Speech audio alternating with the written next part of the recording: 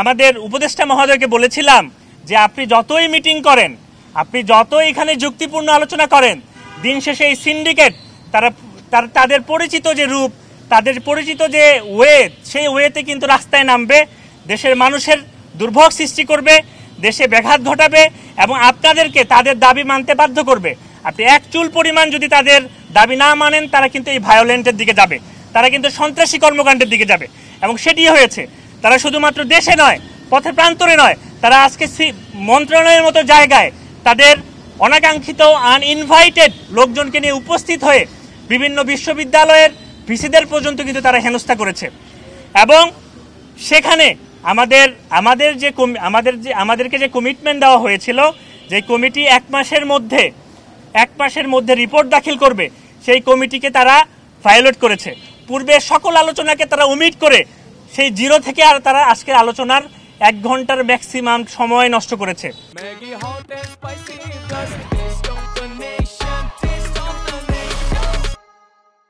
এর দ্বারা প্রতীয়মান হয় এই ডিপ্লোমা সিন্ডিকেট দেশের জন্য কখনো কল্যাণ বয়ে আনতে পারে না।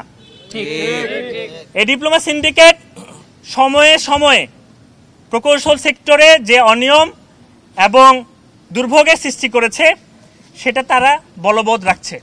তারা মন্ত্রণালয়ের কোনো কমিটি, বিশ্ববিদ্যালয়ের কোনো ভিসি অথবা তাদের নিজস্ব প্রতিষ্ঠান প্রধান, তাদেরও কোনো সিদ্ধান্ত মানতে তারা নারাজ।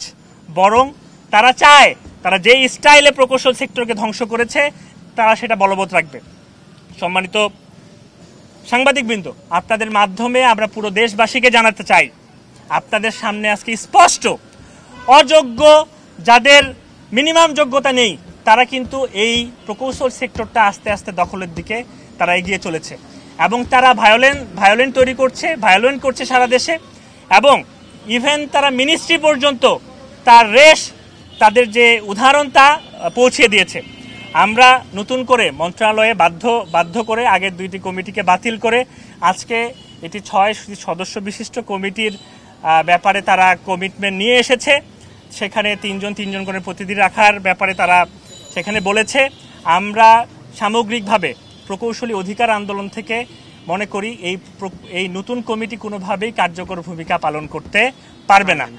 আমরা স্পষ্ট জানাতে চাই, আমাদেরকে গত 27শে আগস্ট যে কমিটমেন্ট দেওয়া হয়েছিল, যেখানে আমাদের রুয়েটের স্টুডেন্ট সারা দেশের প্রকৌশলী স্টুডেন্টদের উপর যখন আঘাত এনে আমাদেরকে বোঝানো হয়েছে 1 মাসের মধ্যে এই সমস্যার সমাধান করা হবে, কিন্তু সেটা না করে পুনরায় একটি অকার্যকর কমিটি গঠনকে আমরা নিন্দাবাদ জানাই এবং এই কমিটি আমরা প্রত্যাখ্যান করি। আমরা স্পষ্ট বলতে চাই, আমাদেরকে যে কমিটমেন্ট দেওয়া হয়েছে, সেই কমিটমেন্ট রেখে আমাদেরকে 1 মাসের মধ্যে, পূর্ব নির্ধারিত 1 মাসের মধ্যে রিপোর্ট দাখিল করতে হবে। আমরা আজকে মন্ত্রণালয়ের মিটিং পরবর্তী ইমিডিয়েট যে রিঅ্যাকশন, সেটা জানানোর জন্য আপনাদেরকে ডেকেছি।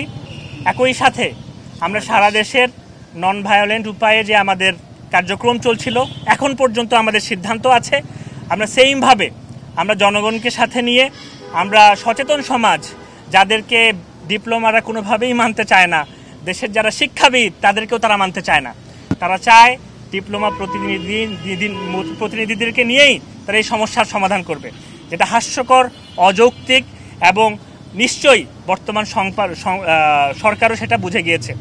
আমরা পরবর্তীতে ইমিডিয়েট আমাদের বিভিন্ন স্টেক হোল্ডারদের সাথে আমরা ইমিডিয়েট মিটিং করব।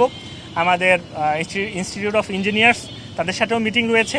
আমাদের সারা দেশের যে বিশ্ববিদ্যালয় কমিটি রয়েছে, আমরা ইমিডিয়েট তাদের সাথে বসবো, কিভাবে নন ভায়োলেন্ট উপায়ে আমাদের পরবর্তী কার্যক্রমগুলো সেট করা যায়, কিভাবে দাবি আদায় করা যায়, কিভাবে আমাদের ভাইদের রক্ত, যেটা আমাদের শাহবাগে পর্যবসিত হয়েছে, সেটাও আমরা আদায় করতে পারি, সেই নিয়ে আমরা বিস্তারিত আপনাদেরকে আবার ব্রিফিং করব। ধন্যবাদ সকলকে।